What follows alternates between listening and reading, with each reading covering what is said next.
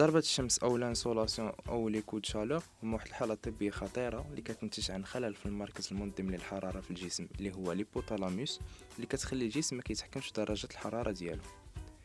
كاين ناس كيكونوا أكثر عرضة للإصابة، اللي إما كيكونوا دراري صغار أو العمر ديالهم كيتجاوز 65 سنة،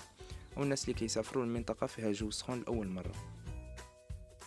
الأعراض كنلقاو ارتفاع في درجة الحرارة اللي كتجاوز في معظم الأحيان 40 درجة، غياب العرق والجفاف ديال البشرة والاحمرار ديالها، تسارع ضربات القلب وزيادة في سرعة التنفس،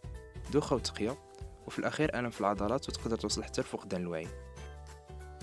الإسعافات الأولية، وفي حالة ما تصاب شي شخص بضربة الشمس فخاص النقل ديالو بسرعة للمستشفى، ولكن قبل من هذا خاص تاخد إجراءات: